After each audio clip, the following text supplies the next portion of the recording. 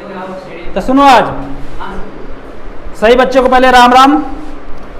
और आज हम लोग मोशन को आगे बढ़ाते हैं। जहाँ तक हमने पढ़ा था इक्वेशन हमने पढ़ लिया। आज हम स्लोप भी पढ़ चुका हूँ। स्लोप क्या होता है, एरिया क्या होता है, ये सब पढ़ चुका हूँ ना भाई, ये कोई दिक्कत। अब कुछ उसी स्लोप और एरिया का आज हम लोग कुछ ग्राफ देखेंगे। और जिस बच्चे को कुछ पूछना हो, ऑनलाइन वाले, ऑफलाइन वाले तो क्लियर कर लेते हैं, लेकिन ऑनलाइन वाले हमसे नहीं जुट पा रहे हैं। बहुत जल्दी हम लाइव चलाएंगे वीडियो। जो कुछ भी डाउट हो आपको तो आप कमेंट में कर सकते हैं, कोई दिक्कत नहीं है। चलिए स्टार्ट करते हैं। आज हम जो ग्राफ का जो स्लोप और एरिया बताया था क्या देता है, उसी को हम शॉर्ट नोट में लिख दिया हूँ, जो तुम्हें एग्जाम में इंपॉर्टेंट है, जो मतलब तुम्हें आएगा एग्जाम में, तुम्हें हेल्प करेगा, मदद करेगा। क्या करा भाई, देख क्या करा है। स्लोप मीन्स होता है एक्सिस डिवाइड, स्लोप। यदि तुम्हें कोई चीज का स्लोप निकालने कह रहा है, यदि किसी चीज का स्लोप निकालने कह रहा है, तो समझना क्या डिवाइड करना है, एक्सिस को क्या करना है, डिवाइड करना है। एक्सिस को क्या करना है, डिवाइड। कौन सा एक्सिस को, बाई एक्सिस को डिवाइड करना है एक्स एक्सिस के थ्रू। यदि सुनो ध्यान से, स्लोप, किसी चीज का स्लोप निकालने का है, स्लोप मीन्स होता है एक्सिस डिवाइड। समझ में आया। ये होता है बाई एक्सिस, इसे बोलते हैं एक्स एक्सिस, इसे बोलते हैं जेड एक्सिस। इसे बाई, इसे जेड, इसे एक्स एक्सिस। तो स्लोप का मतलब होता है बाई एक्सिस को क्या करेंगे, एक्स एक्सिस क्या करेंगे, डिवाइड करेंगे। समझ में आया। बाई एक्सिस को जब एक्स एक्सिस डिवाइड करते तो क्या मिलता है, स्लोप मिलता है। समझ में आया। अगला क्या, एरिया क्या देता है सर, तो एरिया देता है मल्टीप्लाई। एक्सिस को मल्टीप्लाई करो, एक्सिस को मल्टीप्लाई, मतलब बाई एक्सिस को जब बाई एक्सिस को एक्स एक्सिस के साथ मल्टीप्लाई करेंगे तो हमें क्या मिलता है, एरिया मिलता है। क्या मिलता है, एरिया निकालने के लिए हम बाई एक्सिस और एक्स एक्सिस क्या करेंगे, मल्टीप्लाई करेंगे, तब एरिया निकल जाएगा किसी भी चीज का। समझ में आया। किसी भी ग्राफ में तुम्हें कह रहा है कि इस चीज का एरिया निकालिए, तो एरिया निकालने के लिए बाई एक्सिस और एक्स एक्सिस क्या करोगे, मल्टीप्लाई करोगे। हाँ रोहन, क्वेश्चन बताओ। स्लोप क्या होता है? स्लोप बताया था। स्लोप मतलब होता है tan थीटा। tan थीटा मतलब स्लोप का सीधा सीधा मतलब होता है जब बाई एक्सिस पर कोई वैल्यू दिया रहे, बाई एक्सिस पर कोई वैल्यू, मान लो वेलोसिटी दिया है या डिस्टेंस दिया है, कुछ भी दिया है, एक्सेलरेशन दिया है, और एक्स एक्सिस में टाइम दिया है। जब टाइम से डिवाइड करेंगे तो क्या देगा, स्लोप। मतलब बाई एक्सिस पर कोई वैल्यू दिया है और एक्स एक्सिस पर कोई वैल्यू दिया है, तो एक्स एक्सिस से क्या करूंगा, डिवाइड कर दूंगा बाई एक्सिस में। समझ में आया।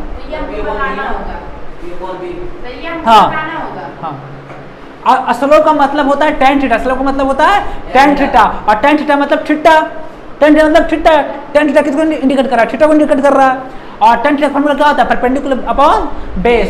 tan थीटा का फॉर्मूला क्या होता है, परपेंडिकुलर अपॉन बेस। परपेंडिकुलर यहाँ पर है तुम्हारा बाई एक्सिस और बेस तुम्हारा एक्स एक्सिस है। समझ में आया, समझ में आया। मैं बता चुका हूँ, ये रिवीजन कर रहा हूँ नोट्स में, तुम्हें लिख ले काम आएगा। अगला क्या कर रहा है, if the length of perpendicular increase then tan theta is also increase and vice versa. क्या कर रहा है भाई, मान लो परपेंडिकुलर इंक्रीज करो, क्या करो, ये लेंथ है,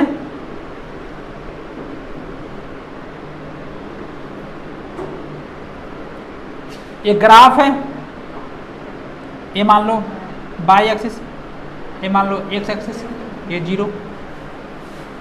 समझ में आया, समझ में आया। तो जैसे जैसे तुम कहा, इससे अच्छा ये देखो, समझ में नहीं आएगा।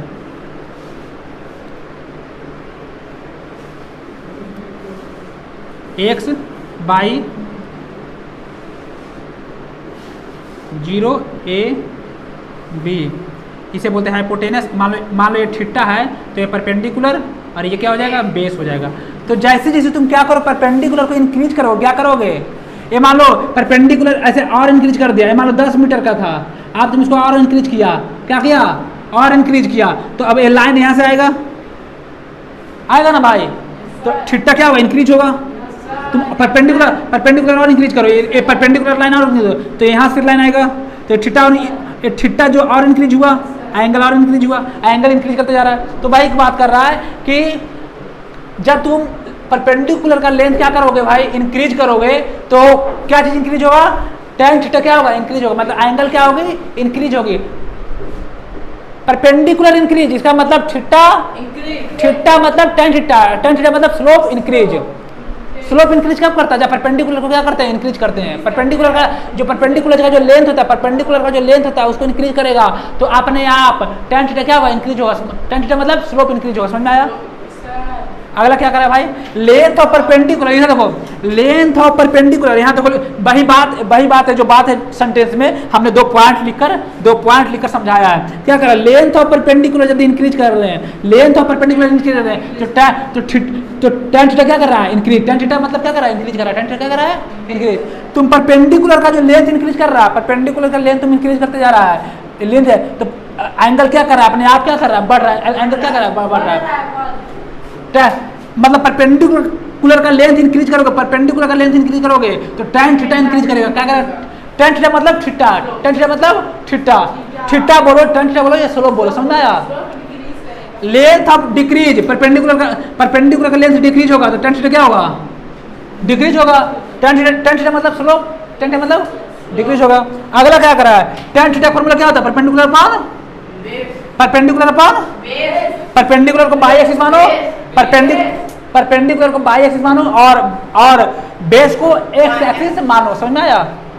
अगला क्या है, tan थीटा मींस होता है स्लोप, और स्लोप मींस होता है tan थीटा, वाइस वर्सा, मतलब वाइस वर्सा नहीं होता है। क्यों नहीं होता है, हमारा जो साइंटिस्ट इंजीनियर लोग बना के दे दिया उसी को फॉलो कर रहे हैं। अब मेरा नाम आयुष की जगह आप चेंज कर दो राजेश, तो क्यों नहीं कर सकते हैं, तो अब 10th में कर सकते हैं, 10th में ही होता, 10th के बाद चेंज नाम नहीं होती है, नाम एज बर्थ ऑफ डेट ये सब चेंज नहीं होती है, समझ में आ गया। कास्ट ये सब चेंज नहीं होती, जो होता है 10th में होता है। अब देखो हल्का पानी लो भाई, वाइस वर्सा का है कथा। वाइस वर्सा का मतलब होता है कि लेंथ, परपेंडिकुलर का लेंथ इंक्रीज करेंगे तो tan थीटा इंक्रीज करेगा, परपेंडिकुलर लेंथ डिक्रीज करेंगे तो tan थीटा क्या करेगा, डिक्रीज करेगा। इसी का मतलब होता है वाइस वर्सा, समझ में आया। लो लो पानी हल्का पी लेते हैं।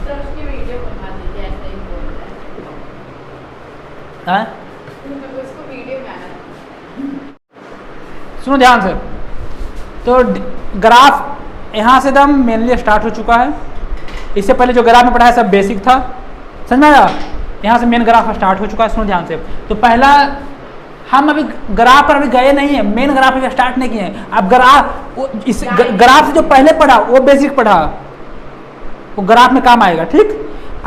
ये जो पढ़ रहा हूँ ये भी बेसिक है, ये जो ग्राफ में मेनली यूज होगा। नहीं समझ में आया, समझ में नहीं आया। जैसे खाना खाने बैठते हो तो खाना खा लेते हो, नहीं खाना खुद खाना पहले बनाते हो, खाना खाने बैठते तो खाना खा लेते हो।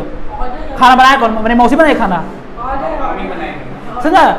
तो कहने का मतलब है एक केस है, पहले डिस्प्लेसमेंट टाइम ग्राफ का, वेलोसिटी टाइम ग्राफ का, एक्सेलरेशन टाइम ग्राफ का, डिस्टेंस टाइम ग्राफ का केस पढ़ा देंगे, उसके बाद मेन ग्राफ पढ़ाएंगे, तब ज्यादा समझ में आएगा, समझ में आया। ये बेसिक है, ग्राफ का बेसिक है। इधर देखो कह रहा है, समझना ध्यान से, कह रहा है when the body, displacement time graph है, कह रहा है when the body is at rest, body किस में है, रेस्ट में, बॉडी किस में है, रेस्ट में। इसका मतलब क्या है, जीरो।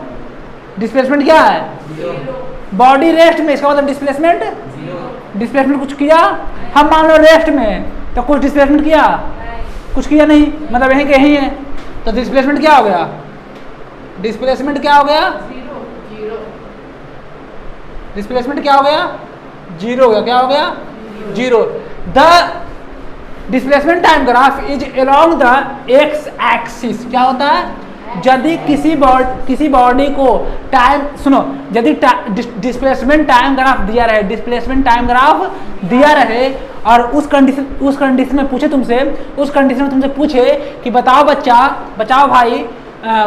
भाई कि यदि कोई बॉडी रेस्ट में है, किसी बॉडी का कोई बॉडी रेस्ट में है, बॉडी रेस्ट में है, डिस्प्लेसमेंट टाइम ग्राफ दिया रहे और उस कंडीशन में तुमसे पूछे कि बताओ भाई कोई बॉडी रेस्ट में है,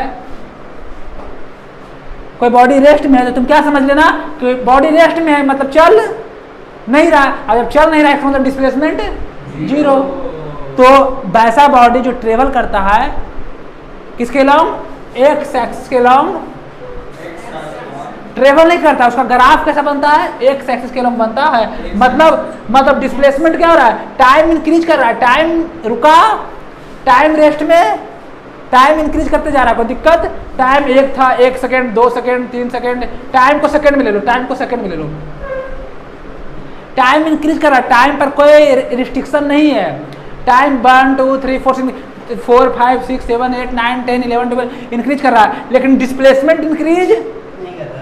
डिस्प्लेसमेंट रेस्ट में, बॉडी का डिस्प्लेसमेंट क्या है, रेस्ट में, मतलब जीरो पर है तो जीरो पर है, टाइम इंक्रीज कर रहा है तो जीरो पर है तो जीरो पर है, हिल जीरो पर ही है, 0,0 पर ही है, समझ में आया, तो हिल उल तो यदि डिस्प्लेसमेंट टाइम ग्राफ दिया रहा है तो समझ लेना, डिस्प्लेसमेंट टाइम ग्राफ दिया रहा है तो समझ लेना, और उसमें तुमसे क्वेश्चन पूछे मैम या सर कि बोले बेटा यदि कोई बॉडी रेस्ट में है तो उसका ग्राफ कैसा बनेगा, तो उसका ग्राफ ऐसा बनेगा, ऐसा मतलब कि टाइम इंक्रीज हो रहा है, टाइम इंक्रीज हो रहा है, टाइम में कोई दिक्कत लेकिन ये इंक्रीज समझ में आया, टाइम इंक्रीज कर रहा है, कोई दिक्कत, यहाँ तक समझ में आया, यहाँ तक समझ में आया, आया तो बताओ, आया तो बताओ, आया तो बताओ, आया समझ में, आया समझ में। इसमें कुछ पॉइंट हैं, जो पॉइंट लिख लो, लिखो when the body is at rest, ये जो ग्राफ है ना, ये जो ग्राफ है, ये जो ग्राफ है, ऐसा ग्राफ क्यों बना, उसको हम सेंटेंस के थ्रू लिखवा देते हैं, लिखो लिखो when the body is at rest, when the body is at rest,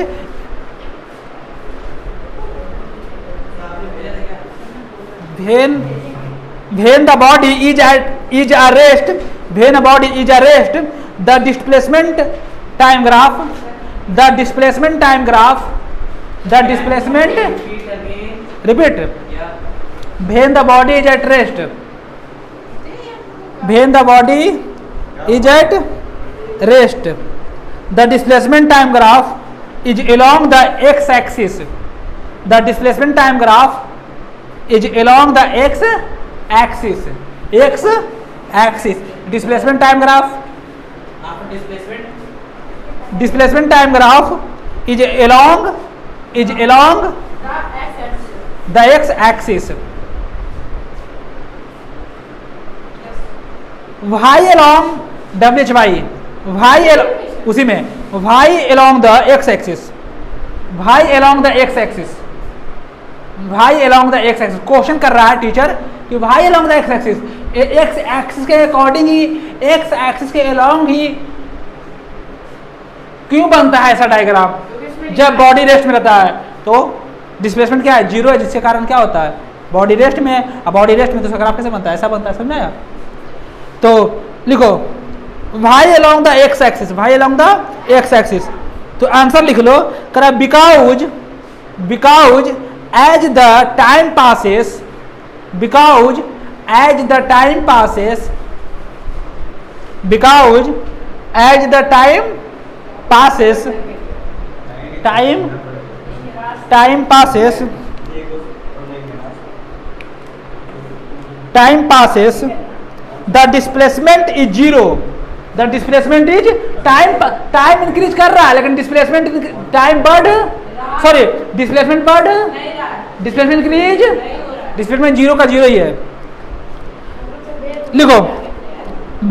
लिखो because as the time passes the displacement is zero, the displacement is zero, because a body is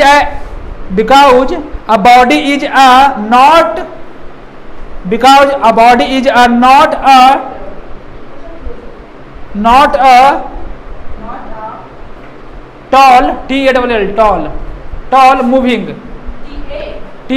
tall, tall moving, tall moving, so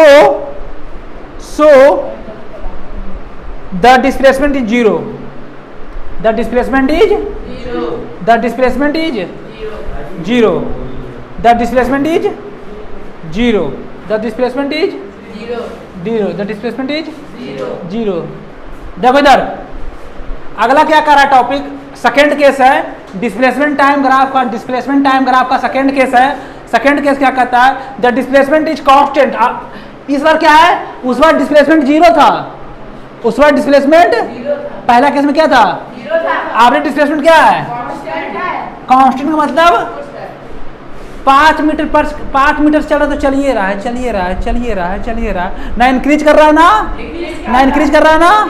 मान लो 10 metre चल रहा है displacement, मान लो display time के respect में मान लो displacement 10 metre है, कितना मीटर, तो इनिशियल फेज से लेकर फाइनल फेज तक डिस्प्लेसमेंट चेंज होने वाला, उसे मार दे, पीट दे, कच्यूमर बना दे पीट के, फिर भी चेंज होने वाला, जितना डिस्प्लेसमेंट इनिशियल में रहेगा उतना ही फाइनल में, उसी को बोलते हैं कांस्टेंट बोलते हैं। तो इस बार डिस्प्लेसमेंट क्या है, इस बार डिस्प्लेसमेंट क्या है, इस बार जीरो, इस बार डिस्प्लेसमेंट क्या है, सॉरी कांस्टेंट क्या है, तो क्या होगा, तो यदि डिस्प्लेसमेंट कांस्टेंट होता है, डिस्प्लेसमेंट क्या होता है, कांस्टेंट होता है, तो उसका जो डिस्प्लेसमेंट टाइम ग्राफ होता है, उसका जो डिस्प्लेसमेंट, यदि डिस्प्लेसमेंट कांस्टेंट डिस्प्लेसमेंट, तो उसका जो डिस्प्लेसमेंट टाइम ग्राफ होता है वो पैरेलल होता है एक्स एक्सिस।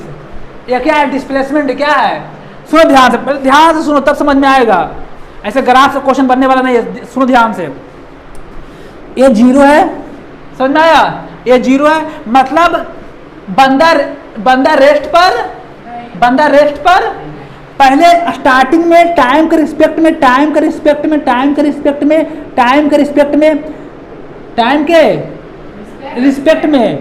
उसका डिस्प्लेसमेंट स्टार्टिंग में कुछ था, लेकिन एक डिफिनिट पोजीशन पर जाकर उसका डिस्प्लेसमेंट क्या हो गया, स्टार्टिंग में उसका डिस्प्लेसमेंट जीरो या कांस्टेंट, उसका स्टार्टिंग में डिस्प्लेसमेंट जीरो या कांस्टेंट, स्टार्टिंग में उसमें कुछ डिस्प्लेसमेंट हुआ था, उसमें डिस्प्लेसमेंट कितना, इतना हुआ था, लेकिन आफ्टर सम टाइम क्या हुआ, डिस्प्लेसमेंट क्या हो गया, कांस्टेंट हो गया, और फिर टाइम इंक्रीज कर रहा है, टाइम इंक्रीज कर रहा है, 1 2 3 4 5 6 7 8, यदि टाइम को हम सेकंड में लेते हैं तो सेकंड में इंक्रीज कर रहा है, 1 सेकंड 2 सेकंड 3 4 5 6 7 8 9 10, लेकिन डिस्प्लेसमेंट अब क्या हो गया, यहाँ पर आकर रुक गया, बॉडी यहाँ पर आकर रुक गया और ऊपर अब जाना बंद, अब कांस्टेंट स्पीड से चलना, स्टार्टिंग में बॉडी का डिस्प्लेसमेंट ना तो जीरो था ना तो कांस्टेंट था, टाइम के रिस्पेक्ट में बॉडी का डिस्प्लेसमेंट हो रहा था, लेकिन एक किसी पार्टिकुलर पॉइंट पर जाकर बाई एक्सिस किसी पार्टिकुलर पॉइंट पर जाकर उसका डिस्प्लेसमेंट क्या हो गया, कांस्टेंट हो गया, क्या हो गया, और जब कांस्टेंट हुआ बॉडी का डिस्प्लेसमेंट जब कांस्टेंट हो गया तो एक्स एक्सिस क्या हो गया, पैरेलल हो गया, क्या हो गया, बॉडी का डिस्प्लेसमेंट क्या हो गया, पैरेलल हो गया, समझ में आया। हाँ, कांस्टेंट का मतलब 10 मीटर पर सेकंड से, कांस्टेंट का मतलब होता है डिस्प्लेसमेंट टाइम के रिस्पेक्ट में, डिस्प्लेसमेंट को यदि टाइम के रिस्पेक्ट में बात किया जाए, कांस्टेंट का मतलब होता है यदि डिस्प्लेसमेंट को टाइम के रिस्पेक्ट में बात किया जाए तो डिस्प्लेसमेंट मान लो इनिशियल में था 10 मीटर तो लास्ट में भी कितना है 10 मीटर, मतलब चेंज होने वाला, लेकिन टाइम के रिस्पेक्ट में बात करना है। हाँ बोलो, समझ में आया। तो डिस्प्लेसमेंट यदि कांस्टेंट होगा तो समझ में आ गया। सेकंड केस कोई दिक्कत है तो बताओ, ध्यान से। ये अब क्या है, थर्ड केस है, क्या है थर्ड केस क्या कहता है, the body moving with uniform velocity. Average क्या कर रहा है, बॉडी मूविंग कर रहा है, लेकिन किससे कर रहा है, यूनिफॉर्म वेलोसिटी, यूनिफॉर्म या कांस्टेंट, यूनिफॉर्म लिखो या कांस्टेंट वेलोसिटी। मतलब इस बार क्या कर रहा है, बॉडी मूव कर रहा है भाई, इस बार बॉडी मूव कर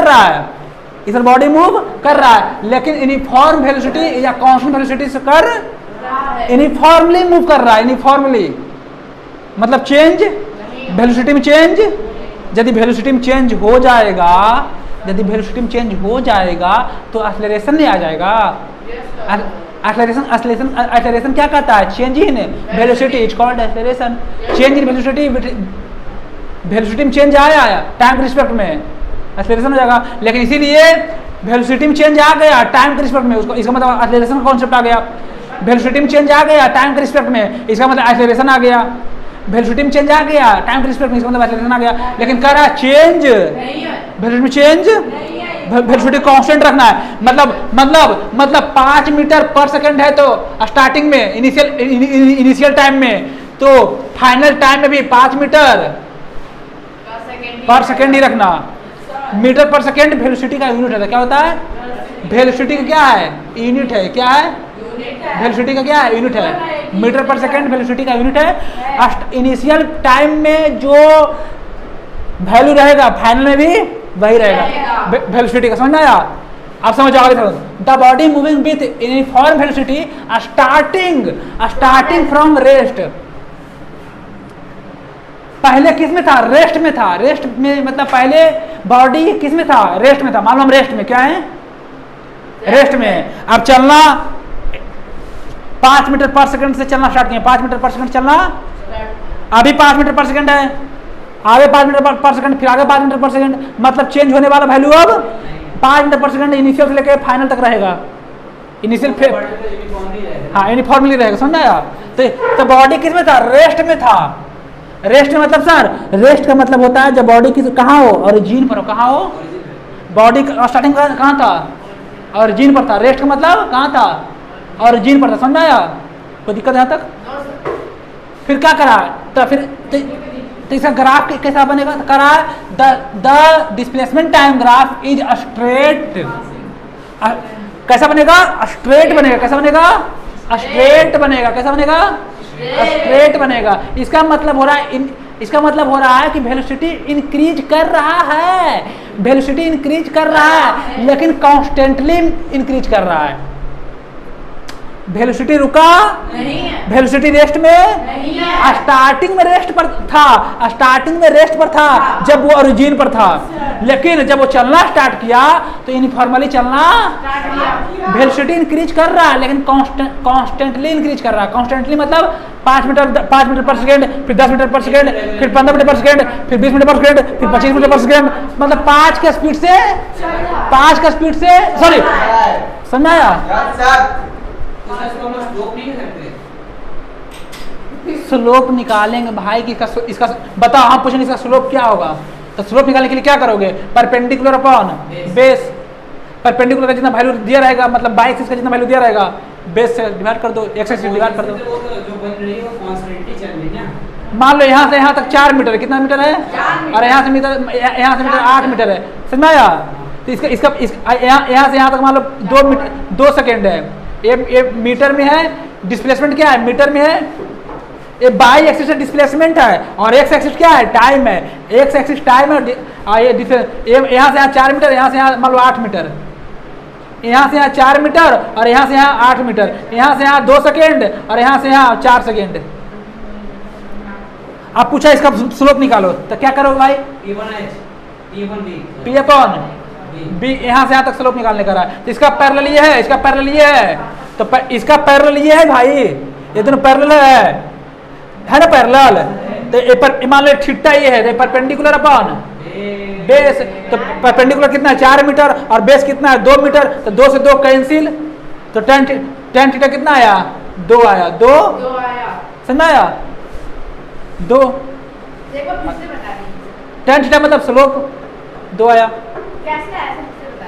यहाँ से यहाँ 4 मीटर था, फिर यहाँ से यहाँ 8 मीटर, यहाँ से यहाँ 2 सेकेंड, यहाँ से यहाँ 4 सेकेंड। और बोल रहा है स्लोप निकालने के लिए। स्लोप मतलब टेन थीटा, स्लोप मतलब टेन थीटा। तो टेन थीटा वैल्यू क्या होता है? Perpendicular upon base. इसको मालूम थीटा मान लिया, ये 90 डिग्री है, तो थीटा सामने परपेंडिकुलर अपॉन बेस। तो इसके ये दोनों पैरेलल है, ये दोनों क्या है? पैरेलल है। ये दोनों क्या है? पैरेलल है। तो जितना ये 4, तो ये भी 4। तो परपेंडिकुलर अपॉन बेस हो गया। परपेंडिकुलर था 4 मीटर और बेस कितना था? टेन थीटा फॉर्मूला होता है। टेन थीटा मतलब स्लोप, टेन थीटा कितना आया? 2 आया। स्लोप मतलब कितना आया? 2 आया। अब एंगल और निकालो, और डिटेल में जाओ, उसको अथी करो। वैल्यू रखो, इतना नहीं, रहने दो।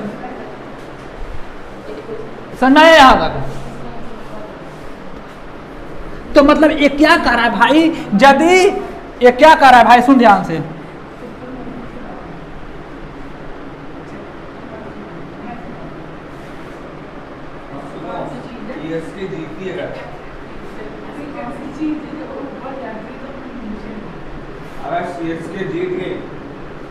सुनो सुनो सुनो, तो क्या कर रहा है, यदि बॉडी यूनिफॉर्मली वेलोसिटी चल रहा है और स्टार्टिंग में रेस्ट पर था, तो उसका ग्राफ कैसा होगा, डिस्प्लेसमेंट टाइम ग्राफ कैसा होगा, स्ट्रेट कैसा होगा, स्ट्रेट कैसा होगा, स्ट्रेट। वेलोसिटी इंक्रीज कर रहा है, लेकिन कॉन्स्टेंटली इंक्रीज कर रहा है, कॉन्स्टेंटली इंक्रीज कर रहा है, वेलोसिटी इंक्रीज कर रहा है, इसका मतलब होता है इंक्रीज करना, इसका मतलब होता है, तो वेलोसिटी इंक्रीज कर रहा है, टाइम के रिस्पेक्ट में वेलोसिटी इंक्रीज कर रहा है, लेकिन कॉन्स्टेंटली इंक्रीज कर रहा है। तो इसका ग्राफ कैसा बनता है, स्ट्रेट बनता है, कैसा बनता है, स्ट्रेट, कैसा बनता है, स्ट्रेट।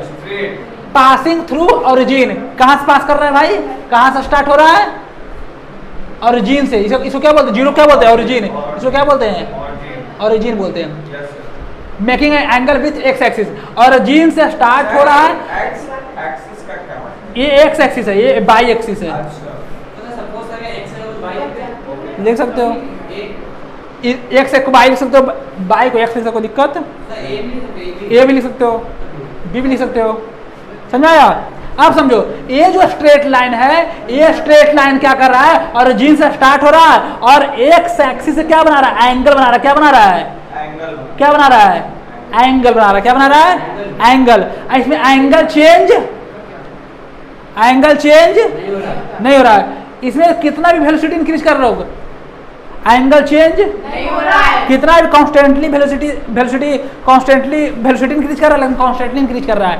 लेकिन इसमें एंगल क्या होता है, जितना यहाँ एंगल रहेगा, जितना यहाँ एंगल रहेगा, जितना यहाँ एंगल रहेगा, जितना यहाँ एंगल रहेगा, एंगल चेंज होने वाला, एंगल चेंज होने वाला, एंगल चेंज नहीं हो रहा, एंगल चेंज नहीं हो रहा, इसका मतलब tan थीटा चेंज नहीं हो रहा, tan थीटा चेंज नहीं हो रहा, मतलब स्लोप चेंज नहीं हो रहा है, समझ आया?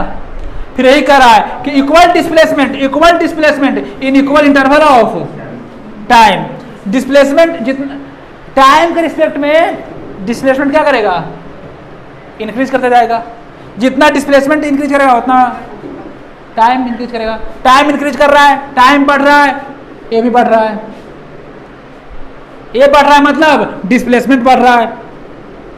अच्छा, ये इंक्रीज कर रहा है भाई, ये इंक्रीज कर रहा है, तो इसका क्या समझ रहे हो, ये इंक्रीज कर रहा है, इसका मतलब क्या समझ रहे हो, वो कांस्टेंटली चल रहा है, समझ में आया?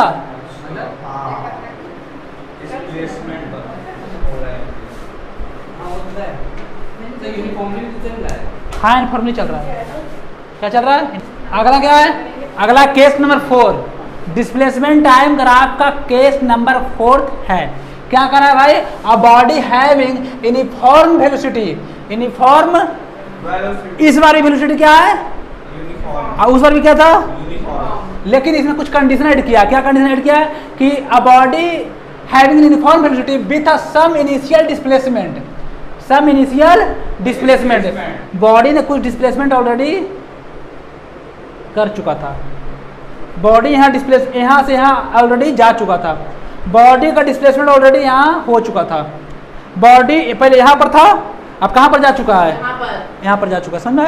फिर क्या करा, तो बताइए displacement time graph is a straight line, displacement time graph कैसा होगा, स्ट्रेट लाइन होगा, कैसा होगा, बस 10 मिनट और, कैसा होगा, स्ट्रेट लाइन होगा, कैसा होगा, स्ट्रेट लाइन होगा, कैसा होगा, वेलोसिटी क्या है, इंक्रीज कर रहा है, यूनिफॉर्मली इंक्रीज कर रहा है, यूनिफॉर्मली क्या कर रहा है, इंक्रीज कर रहा है, यूनिफॉर्मली क्या कर रहा है, इंक्रीज कर रहा है, ठीक। फिर कर रहा है सम इनिशियल डिस्प्लेसमेंट, यहाँ डिस्प्लेसमेंट ऑलरेडी हो चुका है, डिस्प्लेसमेंट यहाँ पर था, इनिशियल डिस्प्लेसमेंट, इनिशियल मतलब यहाँ रेस्ट में था, और यहाँ से बॉडी यहाँ जा चुका है, मतलब इतना तो डिस्प्लेसमेंट कर चुका है। अब यहाँ से चलना, इसका इनिशियल पॉइंट कहाँ होगा, इसका इनिशियल कहाँ गया, इनिशियल डिस्प्लेसमेंट कहाँ होगा, यहाँ से होगा, कहाँ से होगा, यहाँ से इनिशियल होगा, स्टार्ट इसका डिस्प्लेसमेंट कहाँ से स्टार्ट होगा, यहाँ से, कहाँ से स्टार्ट होगा, ए से, कहाँ से, जीरो से ए से होगा, कहाँ से होगा? ए से, समझ में आया? तो ग्राफ कैसे बनता है sir? Displacement time graph is a straight line. कैसे बनता है? Straight line making positive angle, making positive. इधर क्या रहता है? पॉजिटिव। इधर क्या रहता है? पॉजिटिव। ये y axis z x axis, y dash x dash. सुनो, x axis x dash, y axis y dash, x axis y axis. सुनो, एक्स एक्सिस पॉजिटिव होता है, एक्स डैश निगेटिव होता है, और बाई एक्सिस पॉजिटिव होता है और बाई डैश निगेटिव होता है। समझ में आ गया? तो ये जो यहाँ पर कट किया, क्या किया? ये बाई एक्सिस है, ये क्या है? बाई एक्सिस है। तो ये जो लाइन है स्ट्रेट लाइन है, कहाँ कट कर रहा है? बाई एक्सिस को कट कर रहा है। तो ये क्या है? बाई एक्सिस कट कर रहा है, क्या है? पॉजिटिव है। लाइन क्या है? पॉजिटिव है। तो सुनो, अरे देखो इधर, समझ में? बताना with the horizontal and positive intercept. देखो इंटरसेप्ट का मतलब है कट करना। क्या करना? कट करना।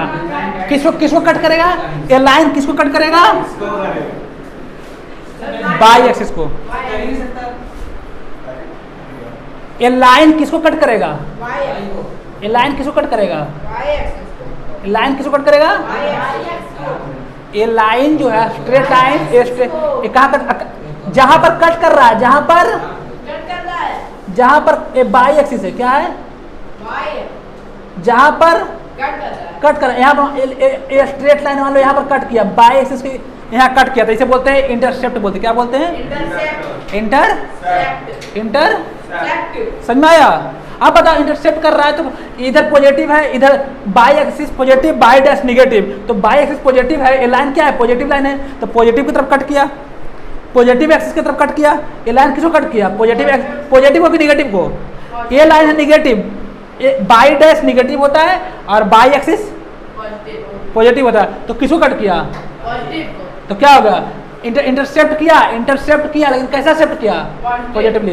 यदि यहाँ करता तो क्या हो जाता? नेगेटिव। यहाँ क्या हो जाता? समझ में आया? कोई दिक्कत? सुनो ध्यान, ये केस नंबर 5 है, लास्ट केस है डिस्प्लेसमेंट टाइम ग्राफ का। लास्ट केस है डिस्प्लेसमेंट टाइम ग्राफ का, ये लास्ट केस है। सुनो, अभी हम प्रॉपर ग्राफ पढ़ा नहीं रहा हूं, उसका केस पढ़ा रहा हूं, ये यूज होगा ग्राफ बनाने में। समझ में आया? तो क्या कर रहा था? Body moving with acceleration. Every body क्या कर रहा है? एक्सेलरेट कर रहा है। क्या कर रहा है? क्या कर रहा है? एक्सेलरेट कर रहा है। तो पूछ रहा है क्या पूछ रहा है भाई? क्या पूछ रहा है कि बताओ डिस्प्लेसमेंट टाइम ग्राफ कैसा होगा? डिस्प्लेसमेंट टाइम ग्राफ यदि बॉडी मूव कर रहा है, कैसा मूव कर रहा है? एक्सेलरेट कर रहा है। क्या कर रहा है? उसके में कुछ एक्सेलरेशन है, ऑलरेडी एक्सेलरेशन। हाँ, क्या 7th का? हट, कोई 11th का नहीं है, सब पढ़ने का नोट्स है तो है, पढ़ेंगे। The body move with acceleration, body में क्या है? कुछ एक्सेलरेशन है। तो बताओ उसका डिस्प्लेसमेंट टाइम ग्राफ क्या होगा? तो ग्राफ क्या होता है? Is not a straight line. Straight line नहीं होता है, तो कैसा होता है? पाराबोला होता है, पाराबोला। अब समझो ग्राफ के थ्रू, यदि डिस्प्लेसमेंट टाइम पूछ रहा है, किसका? किसी बॉडी, कोई बॉडी एक्सेलरेट कर रहा है। इसका मतलब क्या होता है? बॉडी एक्सेलरेट कर रहा है। क्या कर रहा है? बॉडी एक्सेलरेट कर रहा है। क्या कर रहा है? बॉडी एक्सेलरेट कर रहा है, मतलब बॉडी का एक्सेलरेशन हो रहा है और बॉडी इंक्रीज हो रही है। यदि यूनिफॉर्मली होती है एक्सेलरेशन, यदि चेंज ना होता, एक्सेलरेशन कांस्टेंट होता तो स्ट्रेट होता है, लेकिन यहाँ एक्सेलरेशन चेंज हो रहा है, मतलब वेलोसिटी क्या हो रही है? वेलोसिटी में चेंजमेंट आ रही है, तो एक्सेलरेशन समझ रहा है? यहाँ कांस्टेंट लिखा, एक्सेलरेशन कांस्टेंट सिर्फ कार एक्सेलरेट हो रही है। इसका मतलब ना लिखा है यूनिफॉर्म है, ना लिखा है नॉन यूनिफॉर्म, ना यूनिफॉर्म का जिक्र किया है ना नॉन यूनिफॉर्म। इसका मतलब क्या है? बॉडी क्या कर रहा है? हाँ तो सर डिस्प्लेसमेंट क्या होगा फिर? तभी तो बता रहा हूँ ना। तो इसका डिस्प्लेसमेंट क्या होगा? स्ट्रेट लाइन नहीं होगी। यदि डिस्प्लेसमेंट टाइम पूछे किसी बॉडी का और क्या दिया रहे कि बॉडी एक्सेलरेट कर रहा है, तो उसका जो ग्राफ बनेगा स्ट्रेट लाइन।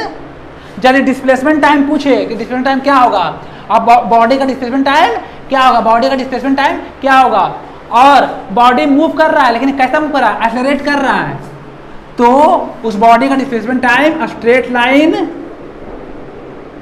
नहीं होगा। स्ट्रेट लाइन ये पाराबोला होगा। क्या होगा? पाराबोला। क्या होगा? ये फिगर किसका है? पाराबोलिक है। क्या है? पाराबोला है, पाराबोलिक है। क्या है? पाराबोलिक ग्राफ है। कैसा ग्राफ है? पाराबोलिक। समझा? पाराबोलिक ग्राफ है। कैसा ग्राफ है? पाराबोलिक ग्राफ है। समझ आया? कैसा ग्राफ है?